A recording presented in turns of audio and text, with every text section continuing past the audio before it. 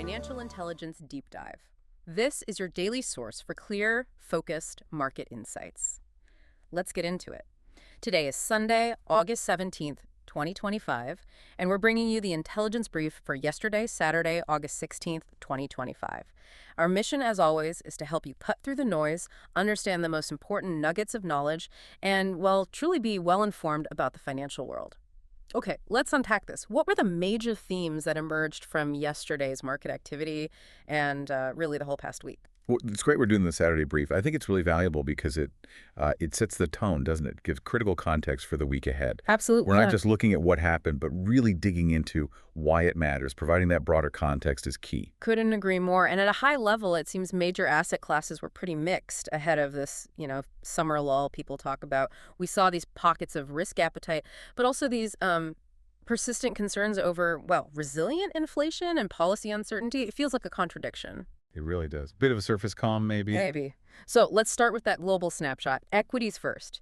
In the U.S., indices seem to eke out modest gains. The S&P 500 rose roughly 1.2% over the last 5 trading sessions.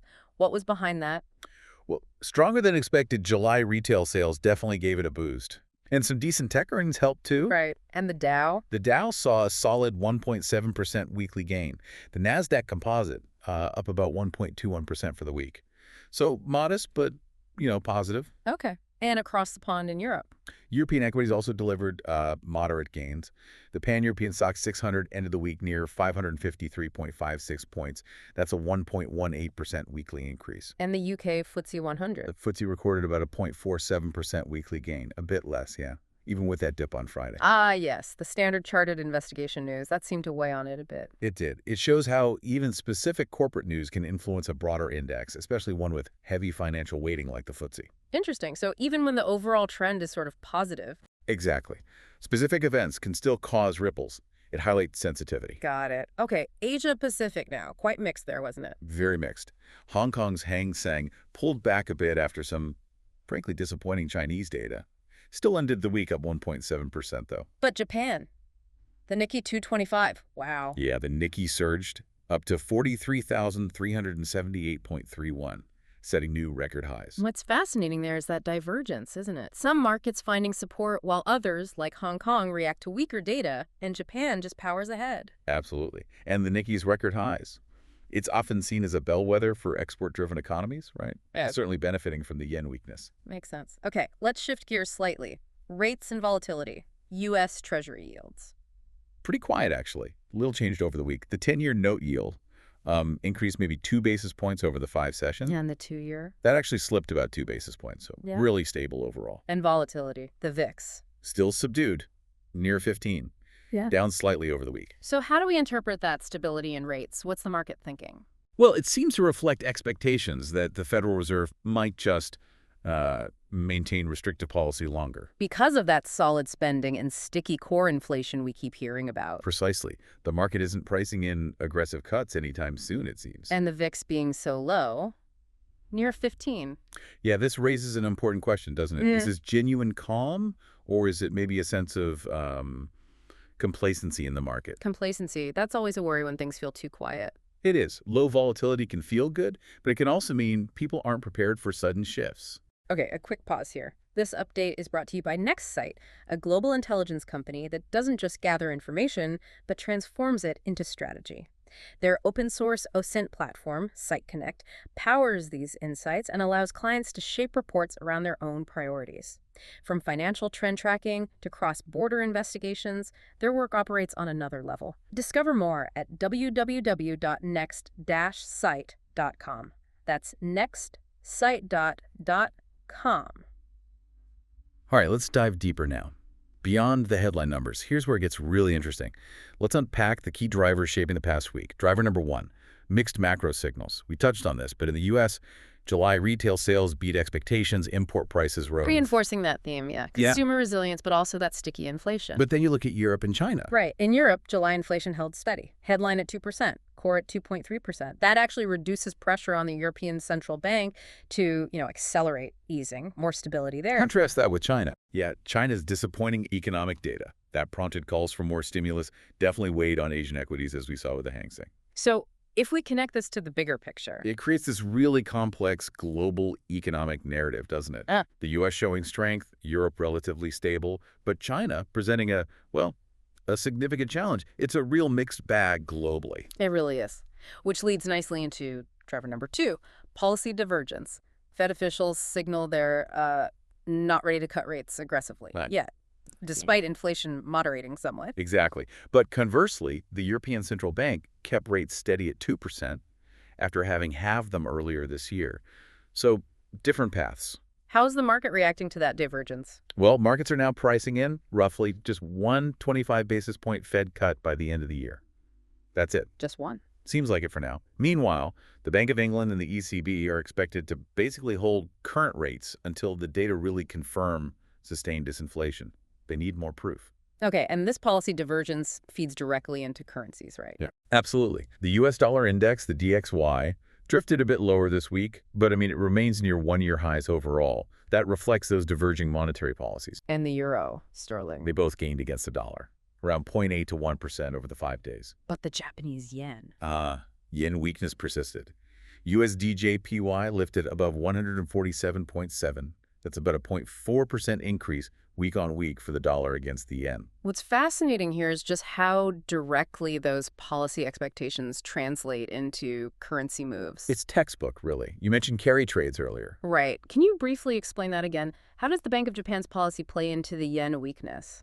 Sure. So a carry trade is basically borrowing in a currency with a super low interest rate like the yen and investing that money in assets denominated in a currency with a higher interest rate, like the U.S. dollar. Yeah. You profit from the difference, the carry. Okay. And the Bank of Japan's yield curve control keeps their rates incredibly low, almost zero.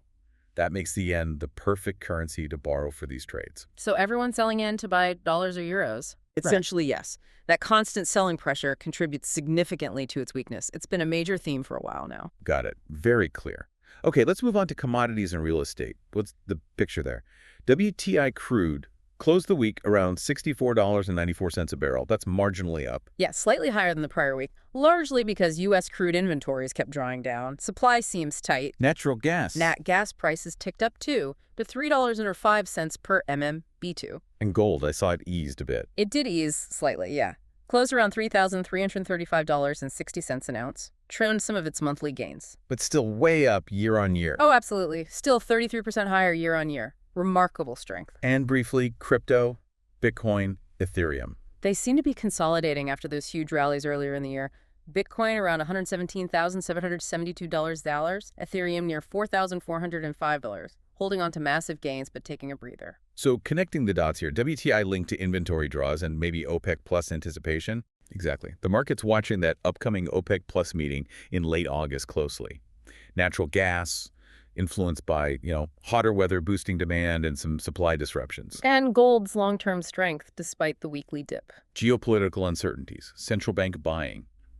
Those continue to provide a strong floor under the price. It remains that key safe haven. Makes sense. And crypto's consolidation. Very sensitive to regulatory news, flows into those digital asset ETFs. It's a space that reacts quickly to specific catalysts. Right. What about real estate? You mentioned mortgage rates eased slightly. Yeah, U.S. 30-year fixed rates dipped a bit to 6.58%, but housing demand overall, still soft. Affordability is a major constraint. But prices aren't crashing. Not really, because inventory is still pretty limited in many areas. Yeah. Commercial real estate, though, that's a different story. Facing headwinds. Definitely. Elevated financing costs, plus those structural shifts, towards remote work. It's putting pressure on commercial properties. Just a reminder, if intelligence that adapts to your needs is what you're after, Nexsight has you covered. They support analysts, executives, and investigators worldwide, delivering insights that are not only reliable, but actionable. Okay, so bringing it all together, what does this mean for you, our listener, as we look forward? Let's consider the trend and risk watch and the upcoming catalyst calendar. Driver number 3 seems crucial. Geopolitical and event risks. For sure. Investors are definitely monitoring that Standard Chartered investigation we talked about, also upcoming U.S.-China meetings on trade, and, as you said, potential news from the OPEC Plus meeting later this month. And what's fascinating, or perhaps concerning, depending on your view, is how markets remain sensitive to U.S. election rhetoric. Ah, yes. Particularly after former President Trump met with Russian President Putin in Alaska recently. That's raised concerns among some investors about renewed sanctions, energy market volatility. It's definitely on the radar. Adds another layer of uncertainty. It really does. So, given all this, what's the takeaway on valuation and sentiment right now? Well, forward price earnings ratios are still, above historical averages. They're not cheap. And that VIX near 15, it still signals that complacency we discussed. So maybe not the time to be adding a lot of risk. Our recommendation would be caution. Yeah. Caution on adding significant equity risk right now, especially just ahead of the Jackson Hole Symposium and with all these U.S. policy debates simmering. Okay, let's quickly run through that catalyst calendar for the week of August 18th, 2025.